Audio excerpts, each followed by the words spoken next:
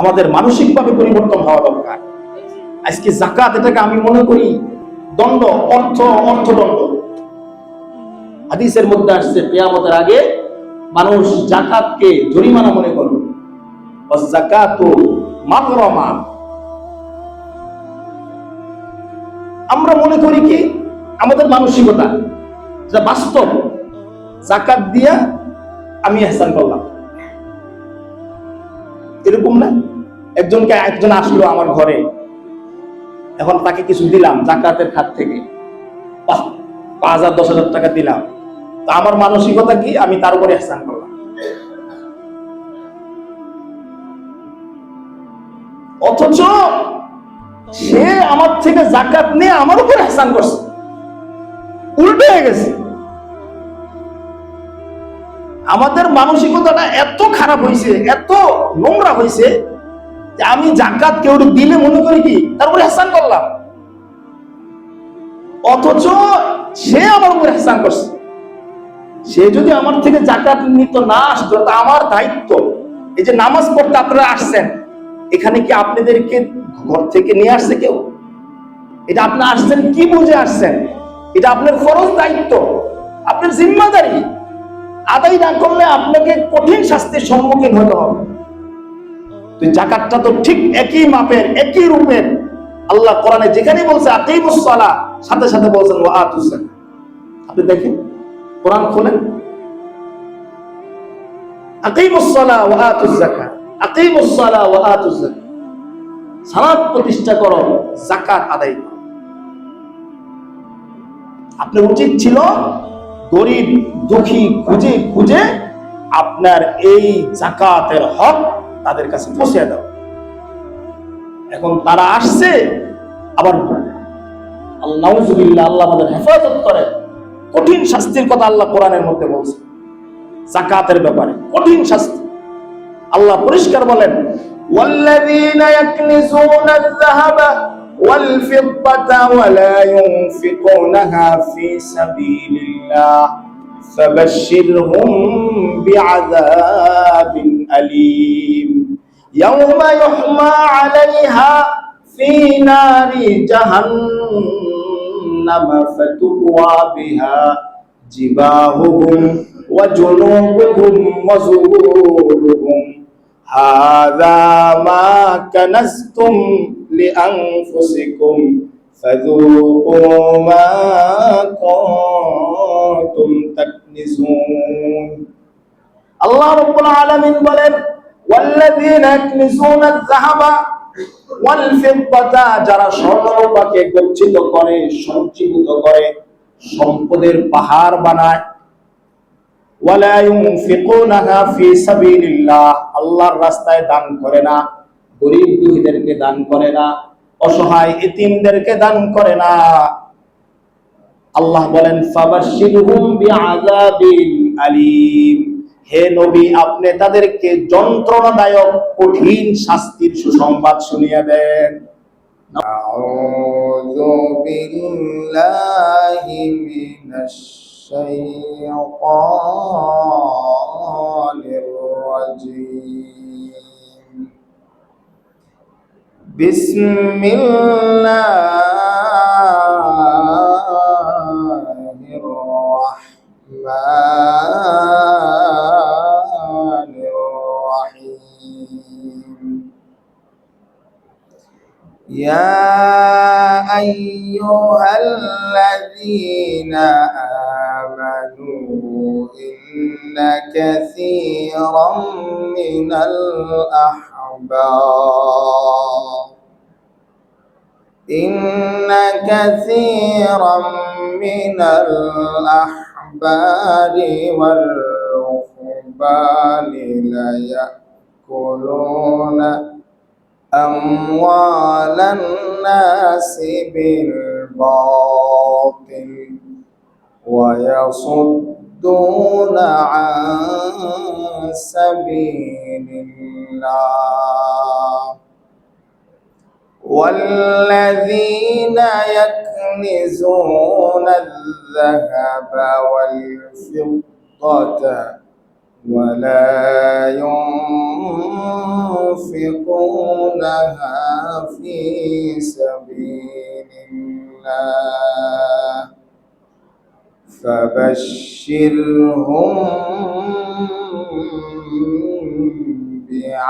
بعذاب أليم يوم يحمى عليها في نار جهنم فتقوى بها جباههم وجنوبهم وظهورهم هذا ما كنزتم لأنفسكم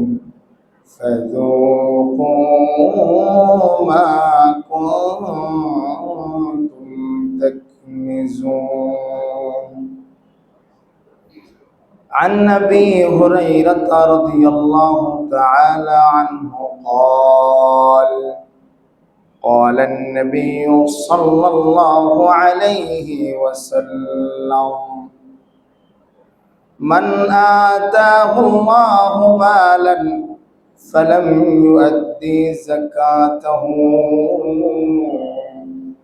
مثل له يوم القيامة شجاعا أقرأ له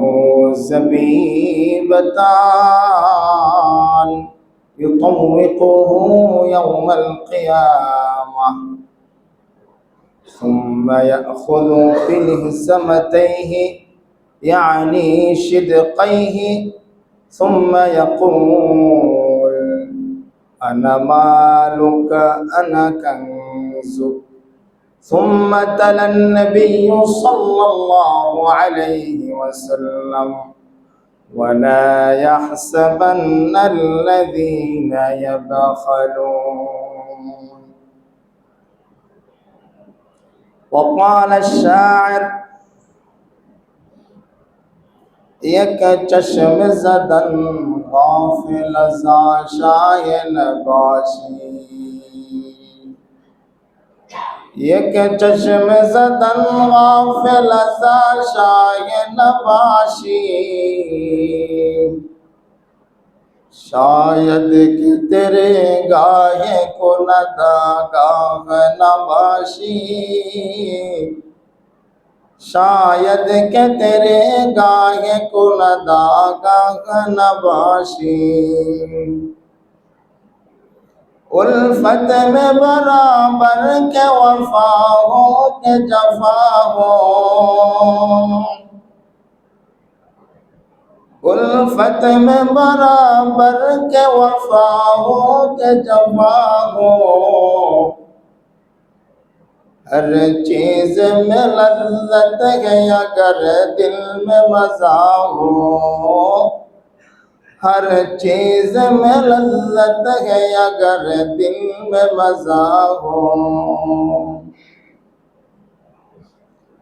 صدق الله العظيم وصدق رسوله النبي الكريم ونحن على ذلك لمن الشاهدين والشاكرين والحمد لله رب العالمين. سبحانك لا علم لنا إلا ما علمتنا إنك أنت العليم الحكيم. সবাই মুহাব্বতের সাথে দুরূদ ইব্রাহিম পাঠ করি। اللهم صل على محمد وعلى آل محمد كما صليت على إبراهيم وعلى آل إبراهيم إنك حميد مجيد.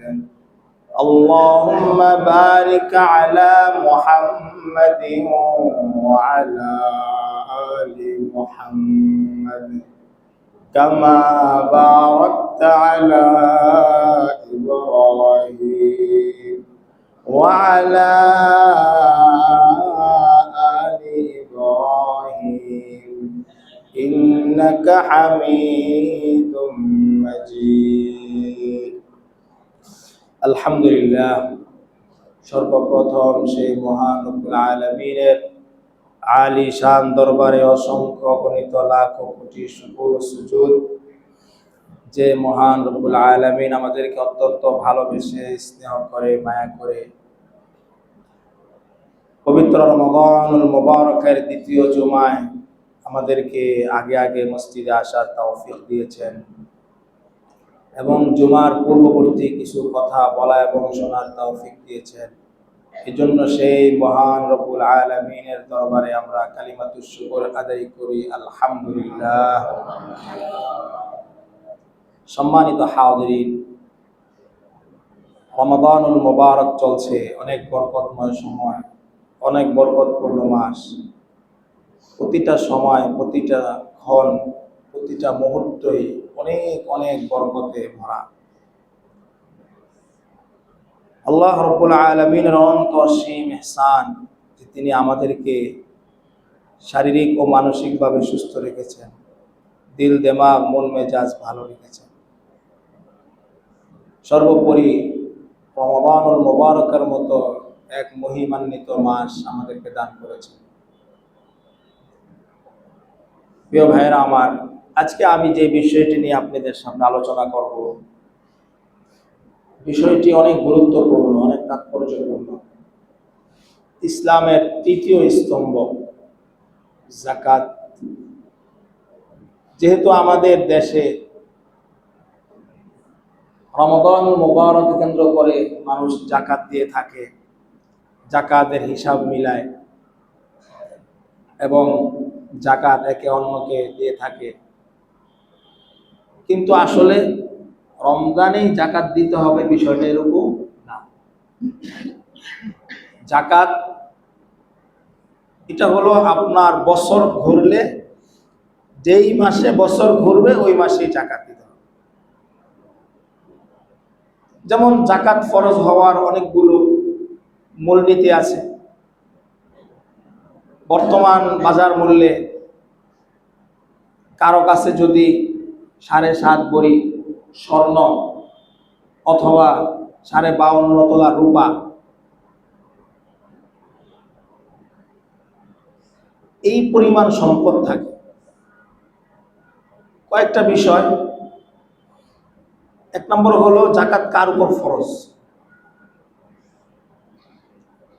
বর্তমান 52.5 তোলা রূপা, এটার বাজার মূল্য 2.25 লক্ষ টাকা অথবা কিছু কম বেশি হতে পারে।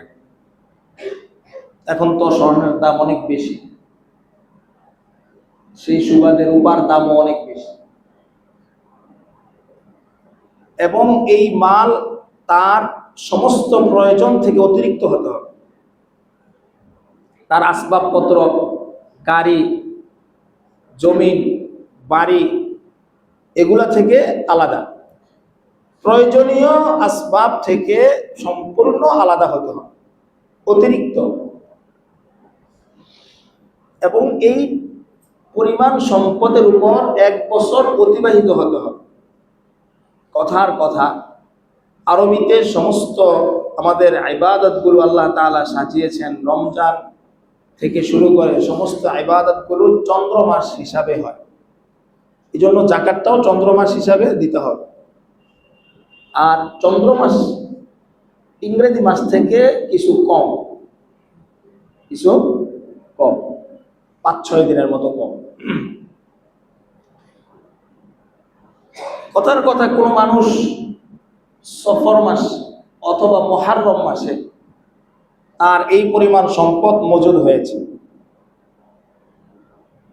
মজুদ হওয়ার পরে এই সম্পদের উপর 1 বছর অতিবাহিত হয়েছে, তার এই সম্পদ লাগে নাই, এই সম্পদ ছাড়াই সে তার পারিবারিক খরচ, নিজের খরচ সব কিছু অতিরিক্ত থেকে সে বহন করতে পারছে, এই সম্পদটা জমা আছে।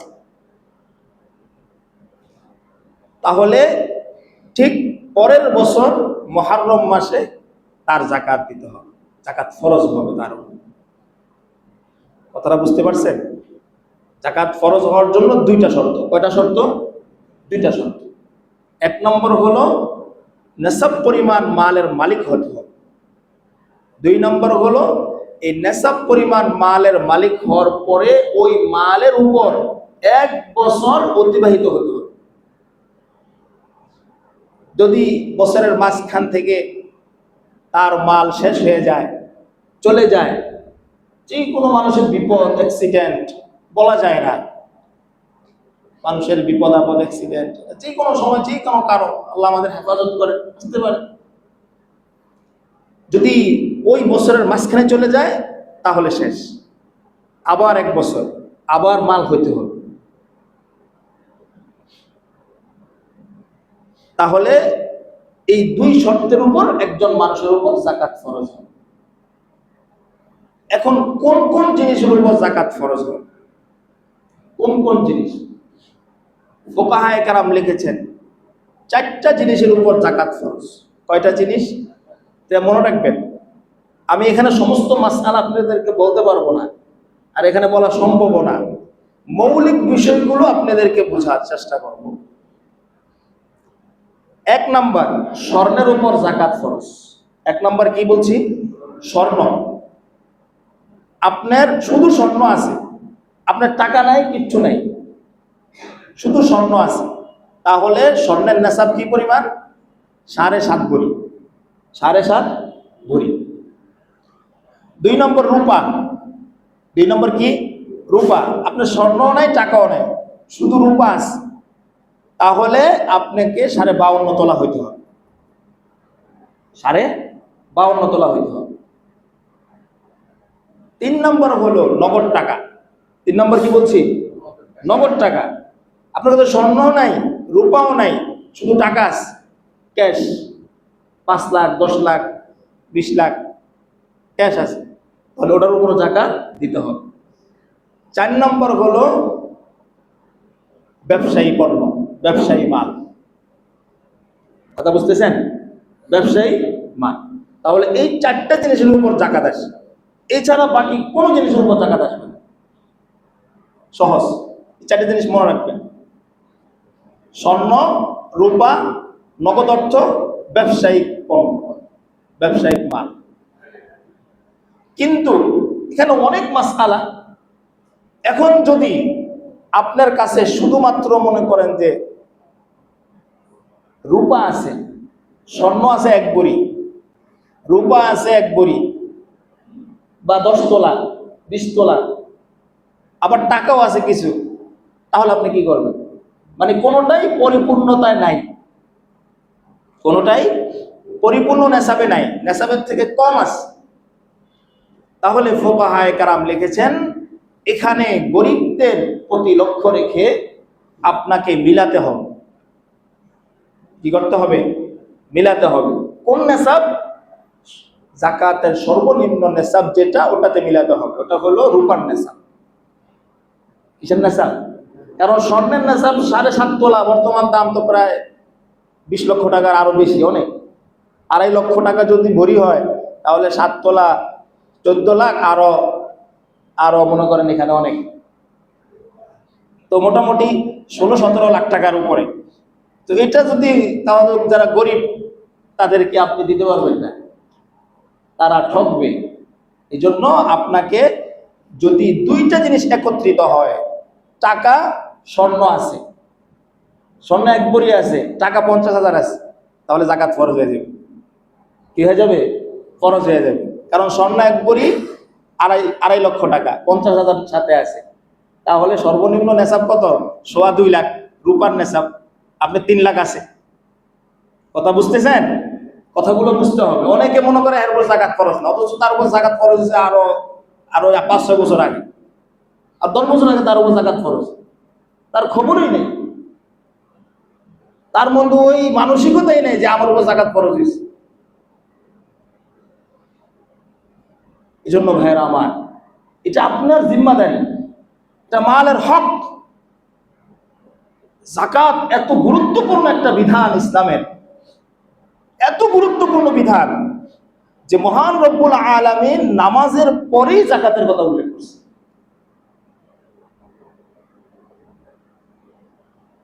হাদিসের মধ্যে আসছে রাসূল করিম সাল্লাল্লাহু আলাইহি ওয়াসাল্লামের ইন্তেকালের পরে, বুখারী শরীফের রওয়ায়াত, অনেক মানুষ মুরতাদ হয়ে গেছে, ইরতিদাদের ফিতনা শুরু হয়েছে। লম্বা আলোচনা। আবু বকর সিদ্দিক রাদিয়াল্লাহু তাআলা দেখলেন ইসলামের ভয়ঙ্কর অবস্থা, কাফেররা কুফফাররা উৎপেতে আছিল যে মুহাম্মদ মারা যাবে, ইসলাম শেষ হয়ে যাবে, পৃথিবী থেকে ইসলাম মিটে যাবে। এক একজন এক একভাবে ইসলামের বিভিন্ন বিধান অস্বীকার করতেছে। একদল মুসলমান তারা যাকাতকে অস্বীকার করছে যে আমরা যাকাত দিব না। আবু বকর সিদ্দিক রাদিয়াল্লাহু তাআলা এত কঠিন পদক্ষেপ নিলেন, তখন উনি এক ভাষণ দিলেন। ওই ভাষণের মধ্যে উনি বললেন, ওয়ামা মুহাম্মাদুন ইল্লা রাসূল قد خلت من قبله الرسل أفإن مات أو قتل انقلبتم على أعقابكم ومن ينقلب على عقبيه فلن يضر الله شيئا وسيجزي الله الشاكرين। মুসলমানদের মধ্যে এক ধরনের সন্দেহ শুবহাত ঢুকে গেছে। ওমর রাদিয়াল্লাহু তাআলা পর্যন্ত স্থির ছিলেন না, উনি তরবারি নিয়ে দাঁড়িয়ে গেছে। যে বলবে মুহাম্মদ মরে গেছে আমি তাকে হত্যা করে ফেলব। রাসূলের সাথে সাহাবাদের মহব্বতটা আমি আপনাদেরকে বুঝিয়ে শেষ করতে পারব না। মহব্বত, ভালোবাসা, আন্তরিকতা, হৃদ্রতা এই পরিমাণ ছিল সাহাবাদের যে কে এটা কল্পনাই করতে পারে না যে নবী আমাদের কাছে নাই। যখন আবু বকর রাদিয়াল্লাহু তাআলা এর ভাষণের পরে এই আয়াত পড়লেন যে মুহাম্মদ তো একজন রাসূল, তার পূর্বে অনেক রাসূল অতিবাহিত হয়ে গিয়েছে। আফা ইম্মা তাও কুতিলান কালাবতুম আলা আকাবিকুম, তিনি যদি মরে যান তোমরা কি আগের ধর্ম, তোমাদের বাপ দাদাদের ধর্ম, কুফরি ধর্মতে ফিরে যাবে? জেনে রাখো, পরিষ্কার ভাষা, যে তার বাপ দাদার ধর্মে কুফরির মধ্যে চলে যায় আল্লাহকে সে কোনো ক্ষতি করতে পারবে না। উনি আরো স্পষ্ট বললেন, মান কানা ইয়াবুদু মুহাম্মদ ফাইন্না মুহাম্মাদান ক্বাদ মাত ওয়া মান কানা ইয়াবুদুল্লাহ ফাহুয়া হাইয়ুন লা ইয়ামুত। হে পৃথিবীবাসী, যারা মুহাম্মদের পূজা করতে, তোমরা জেনে রাখো মুহাম্মদ মরে গেছে। মুহাম্মদ ক্ষণস্থায়ী দুনিয়াতে আসছেন।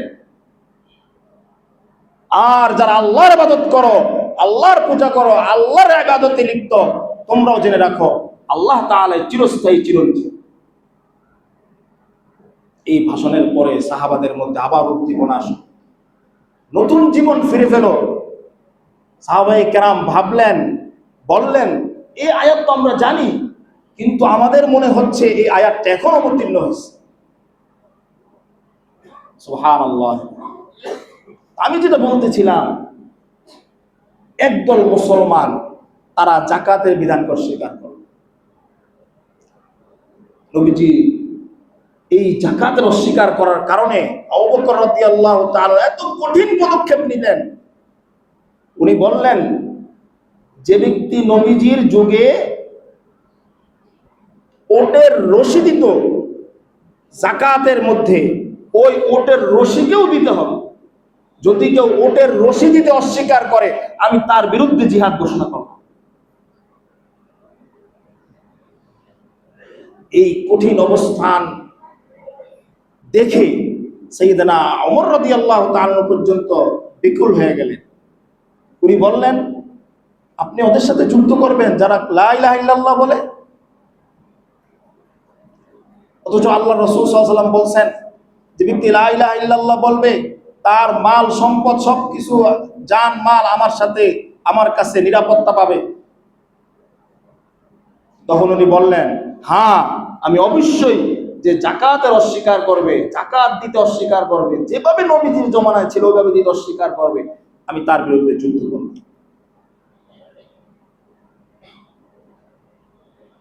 পরে আল্লাহ রাসূল সাল্লাল্লাহু আলাইহি ওয়াসাল্লাম ওমর রাদিয়াল্লাহু তাআলা বললেন, সরাহাল্লাহু সাদরা আবি বকরিন লিল ইসলাম। ওমর রাদিয়াল্লাহু তাআলা বুঝলেন যে হ্যাঁ, আবু বকরের সিদ্ধান্তই চূড়ান্ত সিদ্ধান্ত ছিল, এটাই পরিপূর্ণ সিদ্ধান্ত ছিল, এটাই ইসলামের সিদ্ধান্ত ছিল। যে জাকাতকে অস্বীকার করবে সে মুসলমান থাকে না, সে কাফের হয়ে যায়। কি হয়ে যায়? কাফের হয়ে যায়। তো কাফেরের বিরুদ্ধে যুদ্ধ, আর মুরতাদদের বিরুদ্ধে প্রথম যুদ্ধ হবে। যে আগের থেকে কাফের ছিল সে যদি হামলা না করে, যন্ত্রণা না দেয়, তাকে নিরাপত্তা দিবে। কিন্তু যে মুসলমান, সে যদি কোনো বিধানকে অস্বীকার করে, কটাক্ষ করে, কোনো বিধানের বিরুদ্ধে অবস্থান করে, তার বিরুদ্ধে মুসলমানদের প্রথম যুদ্ধ শুরু হবে।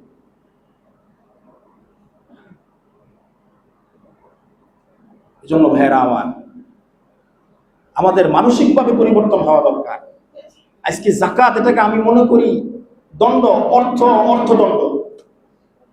হাদিসের মধ্যে আসছে কিয়ামতের আগে মানুষ যাকাতকে জরিমানা মনে করবে।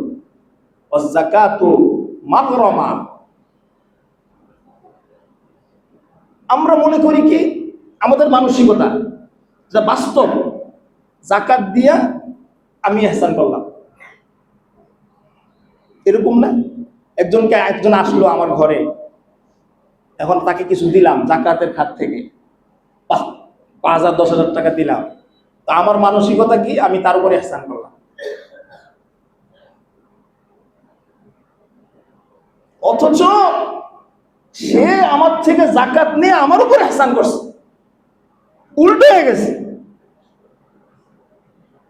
আমাদের মানসিকতাটা এত খারাপ হয়েছে, এত নোংরা হয়েছে, যে আমি যাকাত কেউ দিলে মনে করি কি তারপরে ইহসান করলাম, অথচ সে আমার উপর ইহসান করছে। সে যদি আমার থেকে যাকাত নিত না আসতো, তা আমার দায়িত্ব। এই যে নামাজ পড়তে আপনারা আসছেন, এখানে কি আপনাদেরকে ঘর থেকে নিয়ে আসছে কেউ? এটা আপনি আসছেন কি বুঝে আসছেন? এটা আপনার ফরজ দায়িত্ব, আপনার জিম্মাদারি। আদায় না করলে আপনাকে কঠিন শাস্তির সম্মুখীন হতে হবে। তো যাকাতটা তো ঠিক একই মাপের, একই রূপের। আল্লাহ কোরআনে যেখানেই বলছে আকিমুস সালাহ, সাথে সাথে বলছেন ওয়া আতুজ যাকাত। আপনি দেখেন, কোরআন খোলেন, আকিমুস সালাহ ওয়া আতুজ যাকাত, আকিমুস সালাহ ওয়া আতুজ যাকাত। সালাত প্রতিষ্ঠা করো, যাকাত আদায় করো। আপনার উচিত ছিল গরিব দুঃখী খুঁজে খুঁজে আপনার এই যাকাতের হক তাদের কাছে পৌঁছে দাও। এখন তারা আসছে, আবার নাউজুবিল্লাহ, আল্লাহ আমাদের হেফাজত করে, কঠিন শাস্তির কথা আল্লাহ কোরআনের মধ্যে বলছে। যাকাতের ব্যাপারে কঠিন শাস্তি আল্লাহ পরিষ্কার বলেন, ওয়াল্লাযীনা ইয়াকনিজুনা আয-যাহাবা ওয়াল ফিদ্দাতা ওয়া লা ইউনফিকুনাহা ফি সাবিলিল্লাহ ফাবাশশিরহুম বিআযাবিন আলীম ইয়াওমা ইউহমা আলাইহা ফি নারি জাহান্নাম ফাতুকওয়া বিহা জিবাহুহুম ওয়া জুনুবুহুম ওয়া যুহুরুহুম হাযা মা কানাজতুম লিআনফুসিকুম ফাযুকু মা কুনতুম তাকনিজুন। আল্লাহ রাব্বুল আলামিন বলেন, ওয়াল্লাযীনা ইয়াকনিজুনা আয-যাহাবা ওয়াল ফিদ্দাতা, যারা স্বর্ণরূপাকে গচ্ছিত করে, সঞ্চীভূত করে, সম্পদের পাহাড় বানায়, ওয়ালা ইউনফিকুনাহা ফি সাবিলিল্লাহ, আল্লাহর রাস্তায় দান করে না, গরীব দুঃখীদেরকে দান করে না, অসহায় এতিমদেরকে দান করে না। আল্লাহ বলেন, ফাবাশশিরহুম বিআযাবিন আলীম, হে নবী আপনি তাদেরকে যন্ত্রণাদায়ক কঠিন শাস্তির সুসংবাদ শুনিয়ে দেন। নাউযুবিল্লাহ। কেমন শাস্তি? ইয়াউমা ইউহমা আলাইহা ফি নারি জাহান্নাম, তাদের এই সমস্ত সম্পদগুলো, রূপা স্বর্ণ সম্পদগুলোকে আমি কিয়ামতের মাঠে জাহান্নামের আগুনের মধ্যে প্রজ্বলিত করা হবে। প্রজ্বলিত করার পরে পাত বানানো হবে, ফি নারি জাহান্নাম, জাহান্নামের পাত, ফাতুকওয়া বিহা জিবাহুহুম, তাদের এই পাত দিয়ে তাদের এই কপালে ছেক দেওয়া হবে, জিবাহুহুম ওয়া জুনুবুহুম, তাদের পার্শ্ব দেশে ছেদ দেওয়া হবে, ওয়া যুহুরুহুম, পৃষ্ঠ দেশে ছেদ দেওয়া হবে। চিন্তা করেন কি পরিমাণ ভয়ঙ্কর শাস্তি। দাও বানায় দেখছেন তো, যখন উত্তপ্ত লাল হয়, এটা আপনি একটু হাতে দিয়ে। আর জাহান্নামের ভয়াবহ আযাব, শাস্তি, তার তো কোনো তুলনাই নাই। আল্লাহ কতটা গুসা হয়ে কথা বলছেন। দিলাম আমি তোর উপর ইহসান করলাম, আমি তোর উপর দয়া করলাম, আমি তোকে দিলাম, কেউ কি দিলাম না, তোকে সম্পদ দিলাম, তুই মনে করছ তোর এটা এত কারুনের স্বভাব। কারুন এত সম্পদ আমি আল্লাহ দিলাম। মুসা আলাইহিস সালাতু ওয়াস সালাম যাকাত চাইলেন, যাকাত দাও। সে বলে কি জানেন, ক্বালা ইন্নামা উতিতুহু আলা ইলমিন ইনদি, আমি যদি আমার বুদ্ধি বিবেচনা, আমার শ্রমের দ্বারা আমি অর্জন করেছি। নাউযুবিল্লাহ।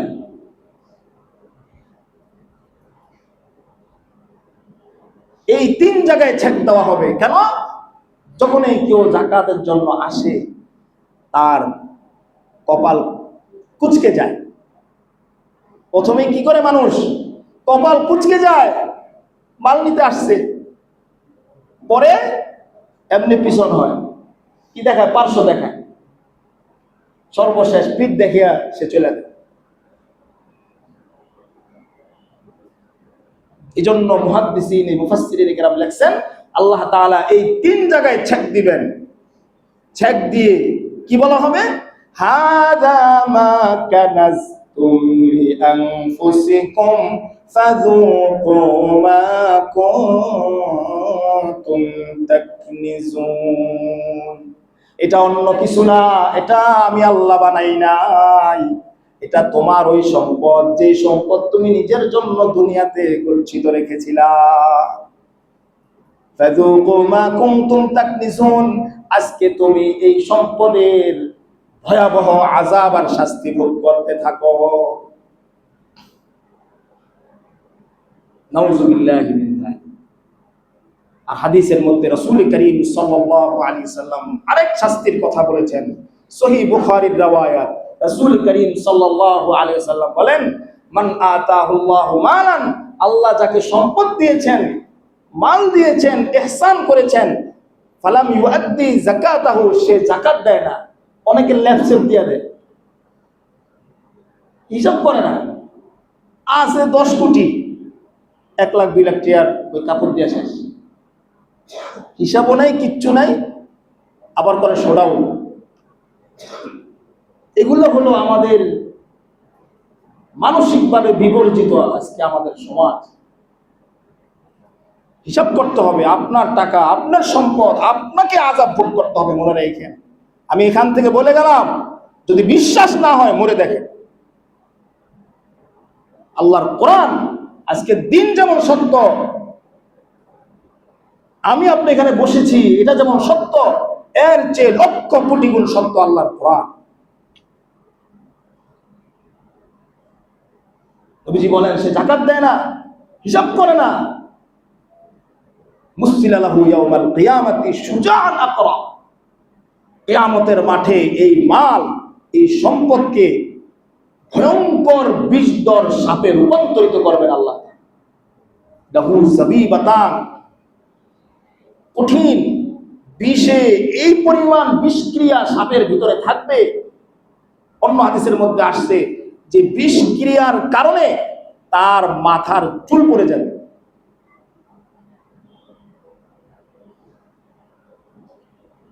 লাহু যাবিবাতানে সুম্মা ইয়াতি বিলিহজামাতাইহি, তার গলায় পেঁচিয়ে দেওয়া হবে, আর এভাবে তাকে মুখে, তার দু গালে দংশন করতে থাকবে, আর বলতে থাকবে, আনা মালুকা আনা কানজুকা, এটা আমি তোমার মাল, আমি তোমার সম্পদ। পরে নবীজি সাল্লাল্লাহু আলাইহি সাল্লাম হাদিস বলার পরে নবীজির হাদিসের দলিল হিসাবে নবীজি এই আয়াত পড়লেন, ওয়ালা ইয়াহসাবান্নাল্লাযীনা ইয়াবখালুনা বিমা আতাহুমুল্লাহু মিন ফাদলিহি হুয়া খায়রাল লাহুম। অনেক মানুষ মনে করে ধন সম্পদ পেয়ে পাওয়ার পরে নিজেকে গচ্ছিত রাখে, এগুলো দেয় না, হক আদায় করে না, সে এটাকে নিজের জন্য কল্যাণকর মনে করে। আল্লাহ বলেন বাল হুয়া শাররুল লাহুম, বরং এটা তার জন্য অকল্যাণকর। সায়ুতাওয়াকুনা মা বাখিলু বিহি ইয়াউমাল কিয়ামাহ, কিয়ামতের দিন তার এই সম্পদ, তার এই মালকে সাপের আকারে রূপান্তরিত করে তার গলায় পেঁচিয়ে দেওয়া হবে। এই জন্য ভাইয়েরা আমার, এই ভয়ঙ্কর শাস্তি থেকে বাঁচতে হলে প্রত্যেকেই প্রত্যেকের মালের হিসাব করে। যদি জাকাত হয় আমি দিয়ে দিই, দিলেই তো আমি আযাব মুক্ত। আর জাকাত যে দিবে তার মাল কোনো দিন ক্ষতিগ্রস্ত হবে না, তার মাল ডুবে যাবে না, আগুনে পড়বে না। আল্লাহ রাব্বুল আলামিন তার মালের কুদরতি জিম্মাদার নিয়ে নেন। সুবহানাল্লাহ। এই যাদের লঞ্চ ডুবে, আগুনে পড়ে বিভিন্ন অ্যাক্সিডেন্ট হয়, দেখবেন এদের অধিকাংশই যাকাত দেয়। আল্লাহ তাআলা আমাদেরকে কথাগুলো বুঝার, ওই অনুযায়ী আমল করার এবং মালের যথাযথ হক আদায় করার তৌফিক দান করেন। আমিন। ওয়া আখির দাওয়ানা আলহামদুলিল্লাহি রাব্বিল আলামিন।